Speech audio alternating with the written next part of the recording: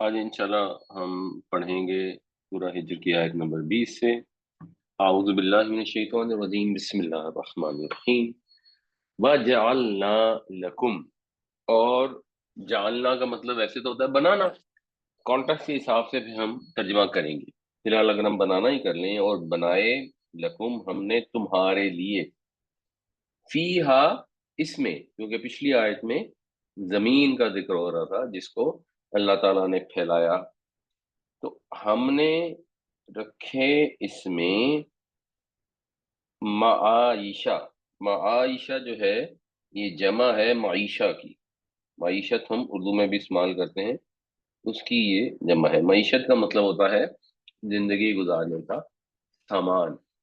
بنیادی طور پر یہ لفظ آتا ہے عین یہ اور شین، آشا یا عیشو سے، اس کا مطلب ہوتا ہے زندہ رہنا، اور پھر زندہ رہنا سے اس کا مطلب زندگی کی ضرورتوں کے لیے بھی استعمال ہونے لگا، زندگی گزارنے کے سامان کے لیے بھی استعمال ہونے لگا۔ تو ہم نے اس میں رکھے تمہارے لیے زندگی گزارنے کے سامان، معیشت کے سامان۔ زمین میں اللہ تعالیٰ نے وہ تمام نعمتیں فراہم فرما دیں جو انسان کو چاہیے تھیں یہاں زندگی گزارنے کے لیے۔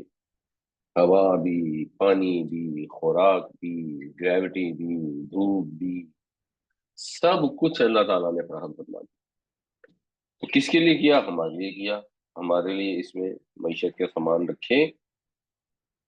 وَمَن لَسْتُمْ لَهُ بِرَازِقِينَ، تمہارے لیے رکھے، اور یہاں ایک لی انڈرسٹوڈ ہے، اور اس کے لیے رکھے لستم۔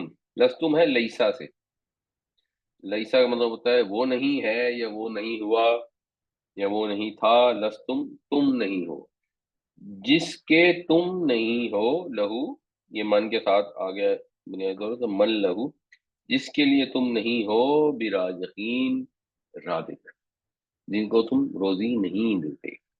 یعنی اللہ تعالیٰ نے ایک پورا سائیکل کریٹ کیا ہوا ہے انسان کو، اگر کھانے کے لیے مثال کے طور پر بھیڑ بکری چاہیے، اور سبزیاں چاہیے، اور پھل چاہیے، اور غلہ چاہیے، تو اس بھیڑ بکری کو بھی آگے کچھ کھانے کو چاہیے، اور اس کی رزق کی ذمہ داری ہم پر نہیں ہے، وہ اللہ تعالیٰ نے اس کے لیے بھی رزق پیدا فرمایا۔ اور جو غلہ چاہیے، اور جو سبزیاں اور پھل چاہیے، ان کو بھی رزق چاہیے، ان کو بھی آکسیجن چاہیے، ان کو زمین سے منرلز چاہیے، ہوا چاہیے انہیں، سورج کی دھوپ چاہیے جس سے وہ فوٹو سینتھسس کریں، جو کچھ بھی چاہیے وہ بھی اللہ تعالیٰ نے اسی زمین میں ان کے لیے مہیا فرما دیا ہے، چاہے وہ سورج سے آ رہا ہے، چاہے فضا میں ہے، چاہے زمین کے اندر سے نکل رہا ہے، بٹ اس زمین میں ہمارے رہنے کے لیے اللہ تعالیٰ نے ہماری زندگی کا سامان بھی کیا، اور ان بے شمار مخلوقات کا سامان کیا جن کی ذمہ داری ہمارے اوپر نہیں ہے، اگرچہ ہم ان سے مختلف پہلو سے فائدہ اٹھاتے ہیں، اور ان بے شمار مخلوقات کا بھی کیا جن کو ہم جانتے ہی نہیں۔ سمندر کی تہہ میں چلے جائیں، اربوں قسم کی مخلوق موجود ہے، اور ان سب کے لیے اللہ تعالیٰ نے زندگی گزارنے کا سامان فرما رکھا ہے۔ وَجَعَلْنَا لَكُمْ فِيهَا مَعَائِشَ وَمَن لَّسْتُمْ لَهُ بِرَازِقِينَ، اور ہم نے رکھے تمہارے لیے اس میں معیشت کے سامان، اور ان کی معیشت کے بھی جن کو تم روزی نہیں دیتے۔ وَإِن مِّن شَيْءٍ إِلَّا، جب الا آ جائے تو ان کا پھر مطلب ہو جاتا ہے نہیں، اور یہ حصر کا مفہوم ہو جاتا ہے، اور نہیں ہے من شیئن کوئی بھی چیز، الا مگر، عندنا خزائنہ جس کے ہمارے پاس ہیں خزانے، یعنی ہر چیز کے خزانے ہمارے ہی پاس ہیں، یا اور کوئی چیز ایسی نہیں جس کے خزانے ہمارے پاس نہ ہوں۔ وما ننزلہ الا بقدر معلوم، اور یہ نا کا مطلب پھر کیونکہ آگے اللہ آ رہا ہے تو اس کا بھی مطلب نہیں والا کریں گے، ویسے اس کا مطلب کیا اور جو بھی ہو سکتا ہے۔ اور نہیں ہم نازل کرتے اس کو مگر ایک قدر معلوم کے ساتھ، ایک معین اندازے کے ساتھ۔ یہ بات بتائی جا رہی ہے کہ کائنات میں جو کچھ بھی ہے، وہ چاہے انسان ہیں، جانور ہیں، زمین کے اوپر نباتات ہیں، کچھ بھی ہے، پتھر ہیں، پہاڑ ہیں، ہر چیز کے اللہ کے پاس خزانے ہیں، اور ہر چیز جو زمین میں بھیجی گئی ہے، اتاری گئی ہے، رکھی گئی ہے، وہ ایک مقرر اندازے کے مطابق ہے، اس کے لیے ایک حد مقرر ہے۔ تو جب تک انسان نے اتنی ترقی نہیں کی تھی کہ ایکو سسٹم کو خراب کر سکے، کوئی بھی چیز حد سے تجاوز نہیں کرتی تھی۔ اللہ تعالیٰ نے مختلف علاقوں میں مختلف قسم کے جانور رکھے ہیں، لیکن ان سب میں آپس میں ایک بیلنس ہے۔ ایک زمانے میں کہتے ہیں کہ انہوں نے، چائنا والوں نے ان کو جوش چڑھا اور انہوں نے چڑیاں ختم کر دی کہ یہ فصلیں خراب کرتی ہیں، تو شکار کر کر کے انہوں نے ساری چڑیاں مار دی۔ اس کے بعد وہاں پہ اتنے کیڑے مکوڑے آ گئے کہ اس سے فصلیں اور زیادہ خراب ہونی شروع ہوئی، اور پھر دوبارہ سے انہوں نے نئے سرے سے چڑیوں کو بڑھانے کی کوشش کی۔ تو کسی بھی جگہ پر جب آپ نیچرل بیلنس کو چینج کرنے کی کوشش کرتے ہیں، تو پھر اندازہ ہوتا ہے کہ اس میں بیلنس تھا کیا۔ بہت ساری چیزوں کو تو ہمیں پتہ ہی نہیں، ہم بس کائنات پر غور کرتے ہیں تو جدھر دیکھتے ہیں ایک بیلنس نظر آتا ہے، ایک قدر معلوم ہے جو دکھائی دیتی ہے۔ انفارچونیٹلی اب یہ جو پڑھے لکھے جاہل ہیں، انہوں نے اس قدرت کو، اللہ کے نظام کو نیچر کا نام دے دیا۔ پرانے زمانے میں نیچر اور اللہ کی قدرت یہ انٹرچینجبل تھی، ان کا مطلب۔ اب آپ ان کی کتابیں پڑھیں گے تو وہاں لکھا ہوگا، یہ بات ہوگی کہ بہت بڑا بیلنس ہے کائنات کے اندر، زمین کے اندر جو جانور ہیں، جو پھل پودے ہیں، سب میں ایک بیلنس ہے۔ کوئی چیز ایسی نہیں ہوتی جو بہت زیادہ تعداد میں پیدا ہو جائے اور باقی چیزیں اس کی وجہ سے ختم ہو جائیں۔ یہ چیز تو نہیں لکھی ہوگی، لیکن اس بیلنس کے آگے لکھا ہوگا کہ یہ نیچر کا بیلنس ہے، یہ امیزنگ نیچر ہے، یہ خوبصورت نیچر ہے۔ نیچر سے ان کا مراد ہوتا ہے بس اللہ کو نہیں ماننا، تو اب کسی نے تو کچھ کیا ہے تو وہ خود ہی کچھ ہو گیا اور یہ نیچر بن گئی۔ تو ایک اندھی بہری گونگی نیچر انہوں نے زوم کر لی ہے، اور ہر چیز اس کو ایٹریبیوٹ کر دیتے ہیں۔ اس چیز کو کہتے ہوئے اب ان کی جو سائنٹیفک انڈرسٹینڈنگ ہے وہ اس میں بے عزتی ہو جاتی ہے، لوگوں کے سامنے یہ بات نہیں کر سکتے، کتابوں میں یہ لکھ نہیں سکتے کہ یہ اللہ کی قدرت ہے، اللہ نے کیسی زبردست نیچر کریٹ کی ہے۔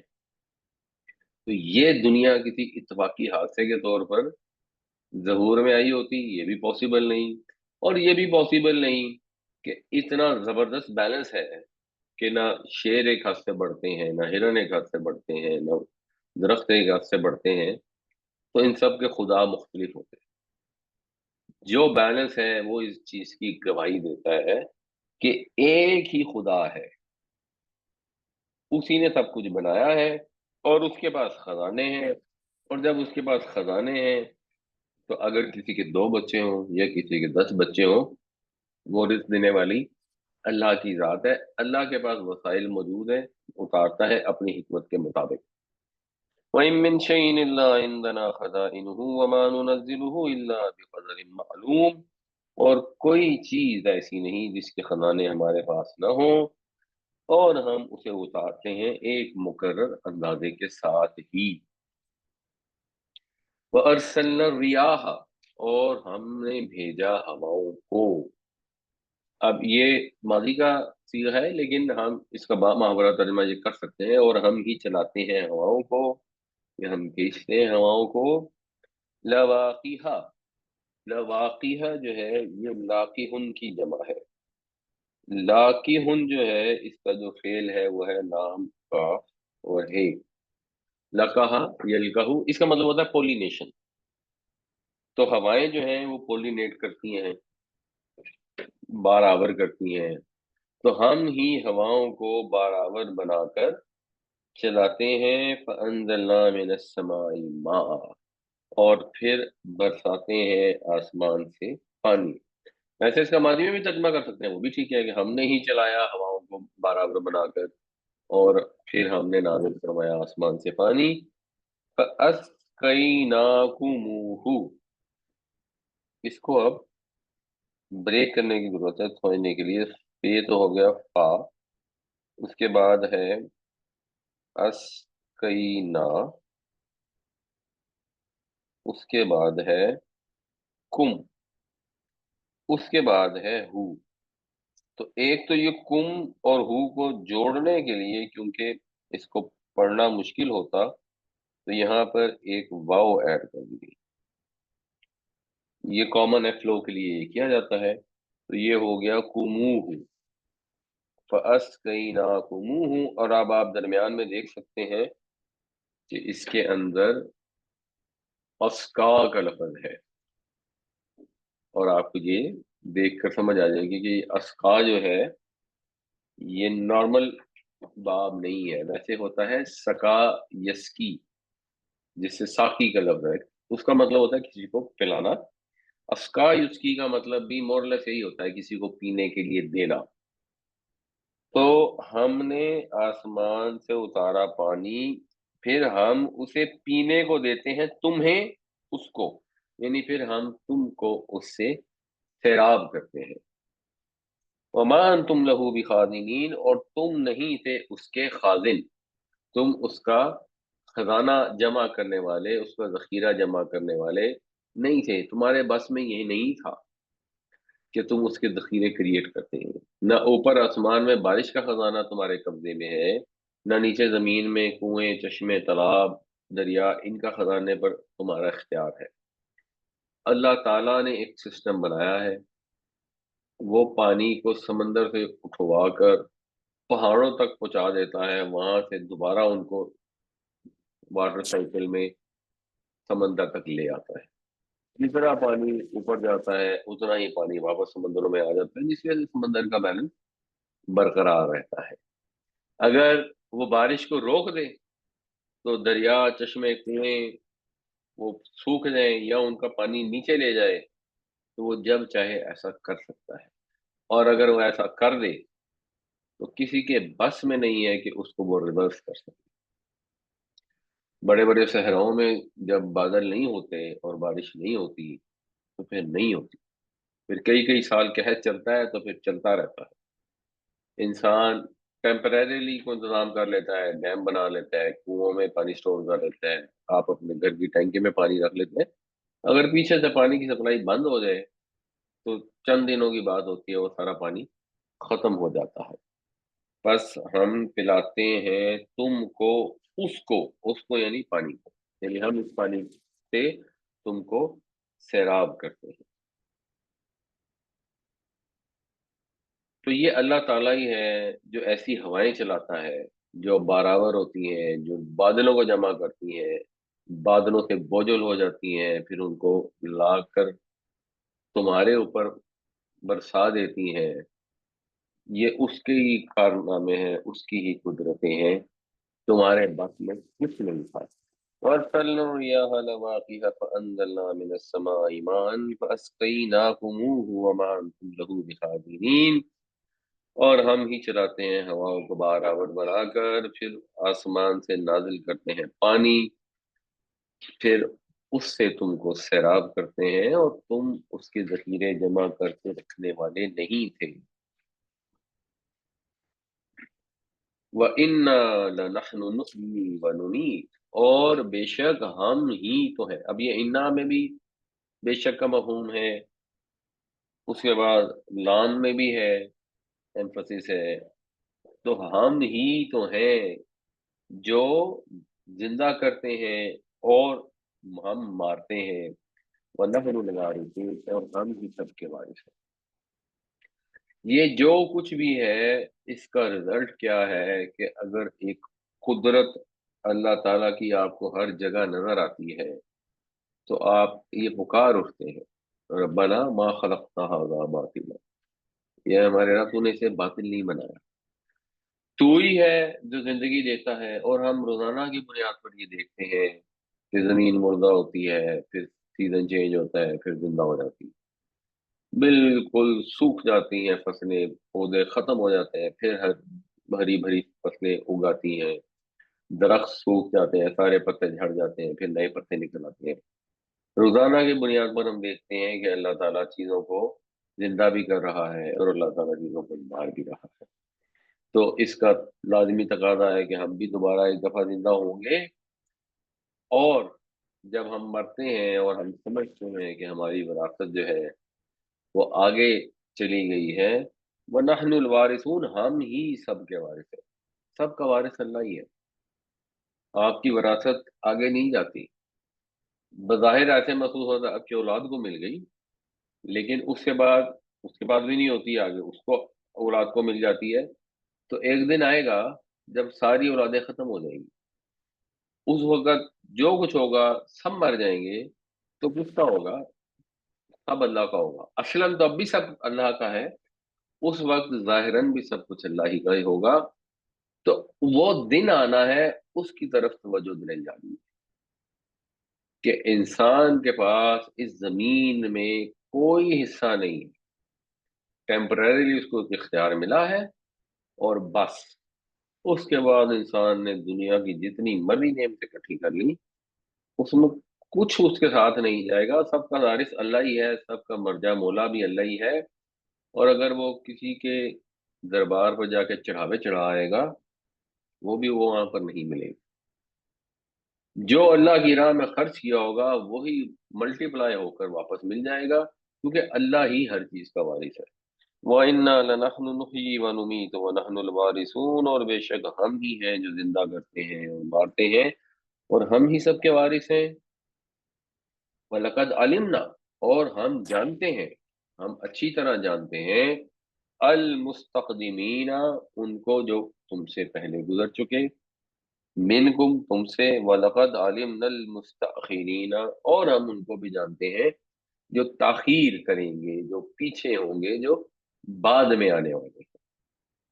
یعنی پچھلی آیت میں یہ ایک اندازہ ہو گیا کہ ہم زندہ کرتے ہیں، ہم مارتے ہیں، ہم سب کے وارث ہیں، مطلب سب نے ہمارے پاس پلٹ کر آنا ہے، ہم ہر چیز کے وارث ہیں، ہر چیز کی ملکیت بھی ہمیں ملنی ہے، اور سب انسانوں نے بھی ہمارے پاس آنا ہے۔ اب جب انسان ہمارے پاس آئیں گے، تو اگر انہیں یہ کنفیوژن ہو، یہ غلط فہمی ہو کہ اتنی بے شمار مخلوقات، ہم بھی پہنچیں گے، باقی مخلوقات بھی سب اللہ کے پاس آنے گی، تو اس کا حساب کتاب کون کر سکتا ہے؟ تو اللہ تعالیٰ یہ فرما رہے ہیں کہ ان کو پیدا بھی ہم نے کیا، ان کے لیے یہ سارے رزق کے سامان بھی ہم نے رکھے، تو ان کو جانتے بھی ہم ہیں، ہم ان کو بھی جانتے ہیں جو گزر چکے ہیں، جو تم سے پہلے آ چکے ہیں، اور ہم ان کو بھی جانتے ہیں جو تمہارے بعد آنے والے ہیں۔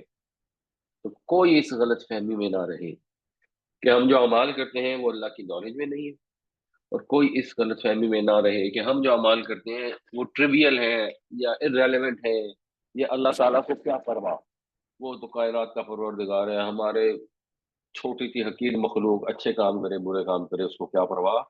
وہ بار بار اللہ تعالیٰ قرآن شریف میں یہ بتا رہے ہیں کہ ایک دن پلٹ کر تم نے ہمارے پاس آنا ہے، ہم نے تمہیں پیدا کیا ہے، ہم ہی تمہیں ماریں گے، ہمارے پاس ہی تم واپس دوبارہ لوٹ کر آؤ گے، اور جو کچھ بھی کر کے آؤ گے ہم اس کو سب کو جانتے ہیں۔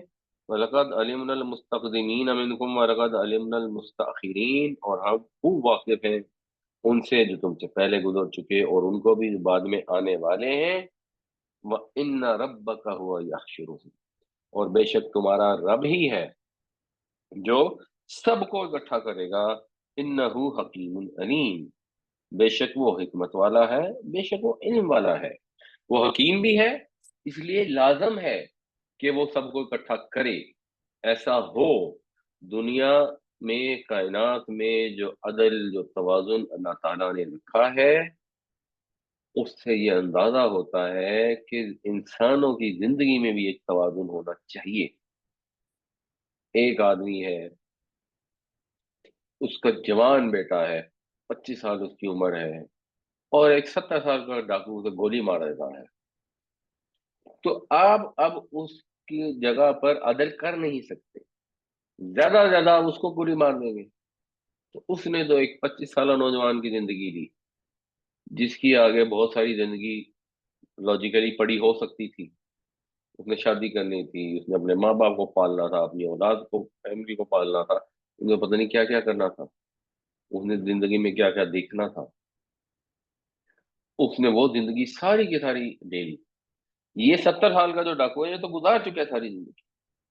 اب آپ اس سے پچھلے 45 سال کی زندگی تو نہیں لے سکتے تاکہ اس کے برابر کر سکتے. آپ بدل کر ہی نہیں سکتے. ایک ڈاکو ہے, اس نے دہشت گردی مچائی ہوئی ہے, اس نے 34 لوگوں کو قتل کر دیا. اب آپ اس کو 34 دفعہ قتل نہیں کر سکتے, آپ کے لیے پاسبل ہی نہیں ہے. کہتے ہیں ہٹلر نے ملینز آف جوز کو قتل کروا دیا, اس کے بعد آپ اس کو ایک دفعہ بھی نہیں قتل کر سکے, اس نے خود ہی خودکشی کر لی. تو عدل تو نہیں ہو سکتا. لیکن اللہ تعالیٰ نے زمین میں کیسا سسٹم رکھا ہے, کتنا بیلنس رکھا ہے. ہر چیز میں آپ کو ایک عدل نظر آتا ہے, توازن نظر آتا ہے. انسان کی زندگی اندر توازن نہیں ہے, کیونکہ انسان کو ٹرانسگریس کرنے کی آزادی دی گئی ہے. تو لازمی نتیجہ ہے کہ اس کا ایک توازن ہوگا, ایک دن آئے گا. یہ اللہ تعالیٰ کے حکیم ہونے کا تقاضا ہے کہ وہ جزا اور سزا کا دن لائے, اور وہ علیم ہے. اس لیے کوئی ٹینشن والی بات نہیں ہے. اربوں کھربوں کی تعداد میں انسان ہو, ہر انسان کی زندگی 70 80 90 سال ہو, اس میں اس نے بے شمار اچھے برے اعمال کیے ہوں. کوئی عمل ایسا نہیں ہے جو اس علیم خداوند کے علم سے باہر ہو, جو اس کی نظر سے اوجھل ہو. کوئی ایسا عمل نہیں ہے جس سے ہمارا رب بے خبر ہو. وہ علیم ہے, وہ سب کچھ جانتا ہے. تو جب وہ سب کچھ جانتا ہے تو پھر جب انسان اللہ کی آیتوں پر غور کرتا ہے, جب اس کو ادھر ادھر نظر دوڑاتا ہے, تو بے اختیار اس کے منہ سے یہی نکلتا ہے کہ ربنا ما خلقت هذا باطلا. یہ سورہ آل عمران میں اس کے اوپر مومنوں کے جو زندگی گزارنے کا طریقہ ہے اس کو واضح اللہ تعالیٰ نے کیا. وہاں پر یہ نہیں کہا کہ مومن ہے جو نماز پڑھتا ہے, روزے رکھتا ہے, حج کرتا ہے, مسجد میں جا کے تقریریں کر لیتے ہیں, نعتیں پڑھ لیتے ہیں. یہ ساری چیزیں بھی امپورٹنٹ اور ضروری ہیں, لیکن وہاں اللہ تعالیٰ جو توجہ دلاتے ہیں, فرماتے ہیں ان فی خلق السماوات والارض واختلاف اللیل والنہار لآیات لأولی الالباب. بے شک زمین آسمان کی پیدائش میں, دن رات کے آنے جانے میں عقل والوں کے لیے نشانیاں ہیں. وہ عقل والے جب گھر سے باہر نکلتے ہیں, سورج کی روشنی کو دیکھتے ہیں, تو اس کو اگنور نہیں کر دیتے کہ اچھا جی دن کا وقت ایسے سورج کی روشنی ہے بس ٹھیک ہے.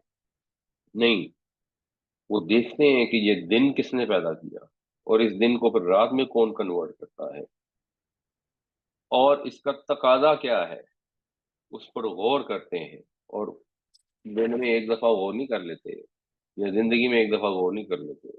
الذین یذکرون اللہ قیاما وقعودا وعلی جنوبہم, وہ لوگ جو اللہ کو یاد کرتے ہیں کھڑے بھی, بیٹھے بھی, اپنے پہلوؤں کے بل بھی.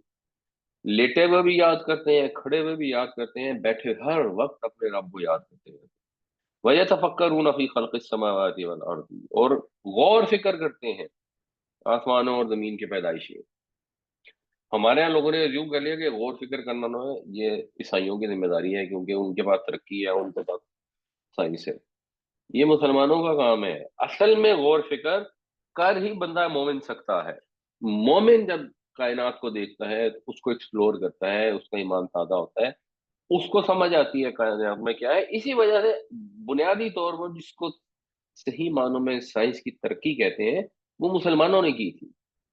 بعد میں جب مسلمانوں نے قرآن کو چھوڑ دیا تو پھر سائنس کو بھی چھوڑ دیا.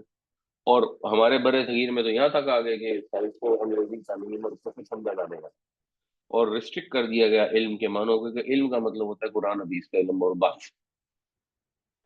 حالانکہ یہ اللہ تعالیٰ نے قرآن میں آیت نازل فرمائی ہے کہ وہ لوگ غور کر فکر کرتے ہیں آسمان و زمین کی تخلیق میں. تو یہ تو قرآن اور حدیث نہیں ہے, یہ تو مطلب ایک لحاظ سے ہے کیونکہ قرآن بھی آپ کو کہہ رہا ہے, مگر یہ تو سائنس کا علم ہے. جب غور فکر کرتے ہیں تو ان کا جو جواب ہوتا ہے وہ آٹومیٹیکلی یہ ہوتا ہے ربنا ما خلقت هذا باطلا, اے ہمارے رب تو نے یہ سب باطل, بیکار, بے فائدہ نہیں تخلیق فرمایا.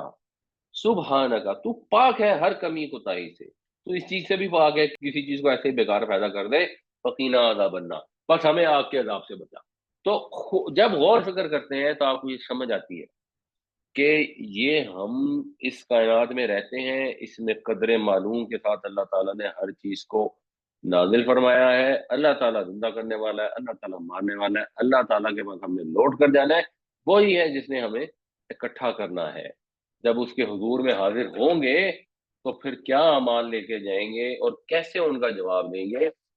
وہ لوگ جو عقل والے ہیں وہ صبح و شام اٹھے بیٹھے لیٹے اس فکر میں رہتے ہیں اور یہ دعائیں کرتے رہتے ہیں، فقینا عذاب النار، اے ہمارے رب ہمیں آگ کے عذاب سے بچا لے۔ پھر وہاں ایک بڑی خوبصورت دعا ہے، میں وہ بھی تھوڑی سی پڑھ دیتا ہوں۔ ربنا انک من تدخل النار فقد اخزیتہ، اے اللہ تو نے جس کو، اے ہمارے رب جس کو تو نے آگ میں داخل کیا اس کو رسوا کر دیا۔ وما للظالمین من انصار، اور ظالموں کا تو کوئی مددگار نہیں ہوگا، وہاں پہ کوئی بھی نہیں ہوگا جو مدد کر سکے گا۔ ربنا اننا سمعنا منادیا ینادی للایمان، اے ہمارے رب بے شک ہم نے سنا ایک پکارنے والے کو جو پکار رہا تھا ایمان کی طرف، انا آمنو بربکم، کہ ایمان لاؤ اپنے رب پر، فآمنا، تو ہم ایمان لے آئے۔ ربنا فاغفر لنا ذنوبنا وکفر عنا سیئاتنا وتوفنا مع الابرار، اے ہمارے رب پس ہمارے گناہوں کو بخش دے اور دور کر دے ہم سے ہماری برائیوں کو، اور ہمیں نیکوں کے ساتھ وفات دینا، نیکوں کے ساتھ ہمیں موت دینا، ہمیں نیکوں میں شامل کرنا، فرما برداروں میں شامل کرنا، جن کے ساتھ ہم موت چاہتے ہیں زندگی بھی ان کے ساتھ گزارنے کی کوشش کرنی چاہیے۔ کو نظر آ رہا ہے کہ مالی ہے، بوڑھا ہے، حلال روزی کھاتا ہے، نماز پڑھتا ہے، آپ کو اندازہ ہو رہا ہے کہ یہ تو جائے گا جنت میں انشاءاللہ، اور ایک نظر آ رہا ہے راشی افسر ہے، رشوت کھاتا ہے، ظلم کرتا ہے، آپ کو پتا ہے کہ اس نے تو اعمال اس کے ایسے نہیں ہیں، آپ کی کوشش یہ ہوتی ہے کہ ایسے لوگوں سے تعلقات بڑھائیں جن کا معاشرے میں کچھ سٹیٹس ہے، جن کا دنیاوی مال و اسباب ہے۔ تو اگر وفات ان کے ساتھ چاہتے ہیں، نیکوکاروں کے ساتھ، زندگی بھی ان کے ساتھ گزارنے کی کوشش کرنی چاہیے۔ وَإِنَّ رَبَّكَ هُوَ يَحْشُرُهُمْ إِنَّهُ حَكِيمٌ عَلِيمٌ، اور بے شک تیرا رب ہی ہے جو انہیں اکٹھا کرے گا، بے شک وہ حکمت والا ہے، علم والا ہے۔ وَلَقَدْ خَلَقْنَا الْإِنسَانَ، اور بے شک ہم نے پیدا کیا انسان کو۔ یہاں اب توجہ دلائی جا رہی ہے انسان کی حیثیت کیوں، کہ جب وہ اللہ کو بھول جاتا ہے، اس کو صبح و شام دن رات یاد نہیں رکھتا، تو اس کو اس کی حقیقت بتائی جا رہی ہے کہ وہ ہے کیا۔ ہم نے پیدا کیا انسان کو من صلصال من حمأ مسنون، سلسال جو ہے بنیادی طور پر سواد اللہ واللہ، اس کا مطلب ہوتا ہے کسی چیز کا آواز کرنا، اور کسی چیز کے گلنے پھڑنے کے لیے بھی یہ لفظ استعمال ہوتا ہے۔ اس سے پھر ایک جو فعال ہوتا ہے نا، فعال کے وزن پر اگر آپ اسم بنائیں گے تو وہ بنتا ہے سلال، وہ سلال کی ایک لام بعض اوقات تبدیل ہو جاتی ہے، تو اپیرنٹلی یہ وہاں سے ہے سلسال۔ تو سلسال ایسی خشک مٹی کو کہتے ہیں جو ذرا تھوڑی سی سڑ چکی ہوتی ہے اور بجتی ہے، آواز کرتی ہے۔ آپ یوں سمجھیں کہ جیسے آپ نے باغ میں گوڈی کر دی، اب باغ میں گوڈی کر دی، پھر بارش ہوتی ہے تو وہ مٹی ذرا گیلی ہو جاتی ہے، پھر جب وہ مٹی سوکھتی ہے تو اس کے وہ پنجابی میں اگر لفظ استعمال کرتے ہیں چاپڑ سے بن جاتے ہیں، تو وہ ٹکڑے ٹکڑے سے آپ کو نظر آ رہے ہوتے ہیں، اور وہ تھوڑے سے سخت ہوتے ہیں، تو آپ اس کو ذرا اگر ماریں گے نا اس میں تو تھوڑی سی آواز آتی ہے اس کے اندر۔ اور ویسے اگر آپ اس کو دیکھیں، جو کمہار جب کام کرتا ہے تو پہلے وہ مٹی لیتا ہے اور اس کو جب وہ اس کی شکل بنا لیتا ہے، جب وہ اس کو سوکھ جاتی ہے تو اس میں سے بھی آواز آتی ہے۔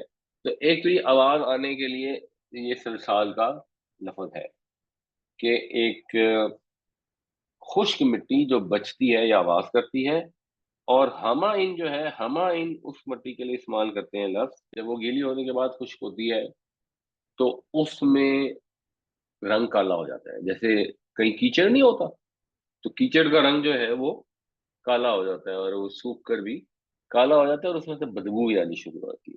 تو ہما ان کے اندر سیاہ رنگ تو ڈیفینیٹلی شامل ہوتا ہے، اور بدبو بھی شامل ہوتی ہے، اور مسنون جو ہے وہ بھی سڑنے کے معنوں میں استعمال ہوتا ہے۔ سننا یا سننا کا مطلب ہوتا ہے کہ جس پہ پانی گر جائے اور وہ گیلا ہو جائے اور پھر اس میں بو پیدا ہو جائے، تو یہ اس کے لیے بھی لفظ، تو اس سارے کا مطلب بنیادی طور پر یہ بن جائے گا کہ مسنون کو آپ کر لیں سڑا ہوا، ہم ان کو کر لیں گارا یا کیچڑ، اور سلسال ہو گئی خشک مٹی جو کھن کھن کرتی ہے۔ تو با محاورہ ترجمہ بنے گا، اور ہم نے پیدا کیا انسان کو سڑے ہوئے کیچڑ کی، سڑے ہوئے گارے کی، کھن کھناتی ہوئی مٹی سے۔ یہ انسان کو اس کی حقیقت کی طرف توجہ دلائی جا رہی ہے، اور یہ قرآن شریف میں مختلف جگہوں پر اس کا ذکر آتا ہے۔ اگر آپ کریشن کے جو سٹیپس اللہ تعالیٰ نے بیان کیے ہیں اگر اس کو دیکھیں، تو پہلا سٹیپ یہ بتایا ہے کہ خلقہ من تراب، کہ آدم علیہ السلام کو ہم نے خاک سے پیدا کیا۔ تراب کہتے ہیں ڈسٹ کو۔ پھر دوسرا سٹیپ ہے تین۔ تین جو ہے اس کا مطلب ہو جاتا ہے بھیگی ہوئی مٹی۔ جب مٹی کو بھگو دیں تو وہ تین بن جاتی ہے۔ پھر اس کو جب آپ کافی دیر پڑانے کے بعد اس میں لیس پیدا ہو جائے تو وہ تینیں لازم ہو جاتی ہیں۔ پھر وہ جو اور پڑی رہے، زیادہ مدت گزر جائے اور وہ سیاہ ہو جائے تو اسے کہیں گے ہما۔ اور پھر اگر اس میں سے بدبو بھی آ رہی ہے تو اس کو ہمائم مسنون کہہ دیں گے، تو وہ جائے گا بدبودار کیچڑ۔ اس کے بعد جب وہ خشک ہو کے اس میں سے کھن کھن کی آواز آنے لگے تو وہ سلسار ہو جائے گی، اور یہ کل فخار کی رسی نگاہت ہے، ٹھیکرے کی طرح کھن کھن آنے والی۔ اور پھر جب یہ سب کچھ ہو گیا، اللہ تعالیٰ نے حضرت آدم علیہ السلام کی تصویر گری کی، سویتہ، اس کو ایک شکل دی، اس کی نوک پلک سنواری، ونفخت فیہ من روحی، پھر اس میں اپنی روح پھونک دی، خاص اپنی طرف سے ایک روح پھونک دی، تو پھر اس کے بعد اس میں روح آئی۔ یہ ساری سٹیجز ہیں، اور یہ والی آیت جو ہے یہ آگے آ بھی رہی ہے۔ تو مختلف جگہوں پر قرآن شریف میں مختلف سٹیجز کا ذکر کیا گیا ہے۔ وَالْجَانَّ خَلَقْنَاهُ مِن قَبْلُ، اور جنوں کو ہم نے پیدا کیا اس سے پہلے۔ یہ ویسے جان جو ہے نا، یہ یہاں ایک طرح سے واحد استعمال ہوگا کیونکہ یہاں پہ خلقناہ آیا ہے، اور غالباً اس کی وجہ یہ ہے کہ یہ اس میں جمع کے طور پر واحد اسم استعمال ہوا ہے، تو مطلب اس کا شاید جن کی جمع ہی ہے۔ اور اس سے پہلے یعنی انسان سے پہلے جنوں کو پیدا کیا گیا، یہ بھی ایک چیز یہاں سے پتہ لگی۔ دوسری چیز یہ پتہ لگی کہ جو جنوں کی تخلیق ہوئی من نار سموم، وہ سموم والی نار سے ہوئی، یعنی السموم کی نار، آتش سموم۔ سم کا مطلب جو ہے وہ بنیادی طور پہ ہوتا ہے بہت باریک سوراخ، جیسے سوئی کے ناکے کو بھی قرآن میں بھی یہ لفظ آتا ہے سم الخیاط کا، جس میں سے دھاگا گزارا جاتا ہے، اس کو بھی سم کہتے ہیں۔ یہ ہمارے جو جسم میں مسام ہوتے ہیں ان کو بھی سم کہتے ہیں، زہر کو بھی سم کہتے ہیں کیونکہ وہ بھی جسم کے اندر سرایت کر جاتا ہے۔ تو ایسی لو، ایسی گرم ہوا جو جھلسا دے اور مساموں کے اندر چبھتی ہوئی سرایت کر دے، اسے باد سموم کہتے ہیں۔ تو نار سموم ہوگا کہ آگ کی گرم ہوا سے، گرم لپٹ سے۔ تو اس طرح کا کوئی ترجمہ پھر لوگ مختلف اس طرح سے اندازے سے ترجمہ کرتے ہیں کہ اور جنوں کو ہم نے پیدا کیا اس سے پہلے گرم ہوا سے یا آگ کی لپٹ سے۔ تو یہ جنوں کی تخلیق کا بھی بتایا جا رہا ہے کہ وہ ایسے پیدا ہوئے، انسان مٹی سے پیدا ہوئے، اور جس وجہ سے ابلیس کو جو مسئلہ پیدا ہوا اس کا آگے پھر تھوڑا سا ذکر آ رہا ہے، یہ ویسے ہم ڈیٹیل میں پہلے پڑھ چکے ہوئے ہیں۔ وَإِذْ قَالَ رَبُّكَ لِلْمَلَائِكَةِ، اور جب کہا تیرے رب نے فرشتوں سے، جب از آتا ہے تو اس کا مطلب ہے اور یاد کرو، جب یہ کسی واقعے کی طرف ریفر کرتا ہے، اور یاد کرو جب کہا تیرے رب نے فرشتوں سے انی خالق بشرا من صلصال من حمأ مسنون، بے شک میں بنانے والا ہوں سڑے ہوئے گارے کی بجتی ہوئی مٹی سے ایک بشر۔ پھر اس کی وہ ساری ڈیٹیل آتی ہے کہ انہوں نے کہا کہ تو پیدا کرے گا ایسے کو جو زمین میں فساد پھیلائے گا اور خون ریزی کرے گا، اور ہم تو تیری ہر وقت تسبیح اور تقدیس کرتے رہتے ہیں اور تحمید کرتے رہتے ہیں، تو وہاں پھر وہ ڈائلاگ ہوتے ہیں اور اللہ تعالیٰ حضرت آدم کو نام بتاتے ہیں اور پھر فرشتوں سے پوچھتے ہیں کہ اچھا تم بتاؤ ان کے نام اگر تمہیں معلوم ہو، اور پھر وہ فرشتے کہتے ہیں کہ لا علم لنا الا ما علمتنا، ہمارے پاس کوئی علم نہیں ہے سوائے اس کے جو تو نے ہمیں علم دیا، بے شک تو ہی علم والا ہے، تو ہی حکمت والا ہے۔ وَإِذْ قَالَ رَبُّكَ لِلْمَلَائِكَةِ إِنِّي خَالِقٌ بَشَرًا مِّن صَلْصَالٍ مِّنْ حَمَإٍ مَّسْنُونٍ، اور یاد کرو جب کہا تیرے رب نے فرشتوں سے بے شک میں تخلیق کرنے والا ہوں ایک انسان کو سڑے ہوئے گارے کی بجتی ہوئی مٹی سے۔ اس میں ایک چیز آپ نے غور کرنی ہے کہ یہاں پر آپ نے جب پڑھنا ہے تو آپ نے اس کو ایسے نہیں پڑھنا انی خالقن بشرا، جب دو الفاظ اکٹھے آتے ہیں اور اینڈ میں نون آ ہوتی ہے عام طور پہ ہم انہیں جوڑتے ہیں، جب آپ جوڑتے ہیں تو یہ جو نون ہے یہ نون غننے میں کنورٹ ہو جاتی ہے، یعنی یہ بیسیکلی تھا خالقن، آگے آگے بشرن، تو یہ جب جڑے گا تو یہ بیسیکلی یہ بن جائے گا کم۔ اب یہ اس کو اگر آپ پڑھنے کی کوشش کریں گے تو آپ اس کو کنبا نہیں پڑھیں گے، آپ نے نون ہونے کے بعد جب نون ہونے کے بعد نکالیں گے تو یہ میم کی آواز ہی بنے گی، آپ اس کو پڑھنے کی بھی کوشش کریں گے تو کنبا بنے گی، اس میں میم کی آواز آئے گی، تو اس لیے جب آپ نے اس کو پڑھنا ہے تو آپ نے پڑھنا ہے خالقم بشر۔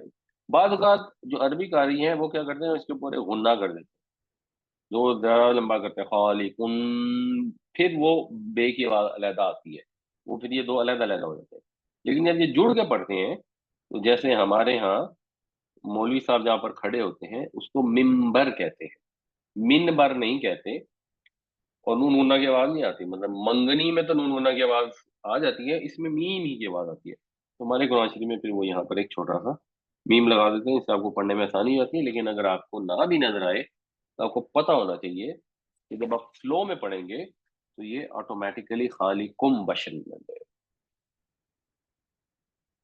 سوائی سوائی تو ہوں، سوا یسوی کا مطلب ہوتا ہے برابر ہونا، جیسے خط استوا ہوتا ہے، تو اس سے پھر تسویہ جو باب تفعیل ہے اس کا مطلب ہوتا ہے کسی چیز کو برابر کرنا، اس کی نوک پلک سنوارنا، تو جب میں اس کو مکمل کر لوں، جب اس کی نوک پلک سنوار لوں، وَنَفَخْتُ فِيهِ مِن روحی، اور میں پھونک دوں اس میں خاص اپنی روح، خاص اپنی روح، جیسے مسجد اللہ کا گھر ہوتا ہے تو یہ مسجد کو تعظیم دینے کے لیے کہا جاتا ہے کہ یہ اللہ کا گھر ہے، اللہ تعالیٰ کوئی وہاں پر اس طرح نہیں رہتے جیسے ہم اپنے گھروں میں رہتے ہیں، اسی طرح بیت اللہ کو اللہ کا گھر کہا جاتا ہے، تو اس کو تو خاص وہ اللہ ہی کا گھر ہے، مگر وہ بھی اسی طرح ہی ہے کہ اللہ کی طرف سے خاص کیا گیا گھر، مطلب اس کا یہ ہے، ورنہ اللہ کو اگر آپ یہ سمجھیں کہ عرش میں رہتے ہیں تو اللہ ہر جگہ اپنی قدرت کے ساتھ موجود ہے تو آپ وہ سمجھیں گے، یہ سمجھتا کوئی نہیں ہے کہ وہ اللہ تعالیٰ جو ہے ادھر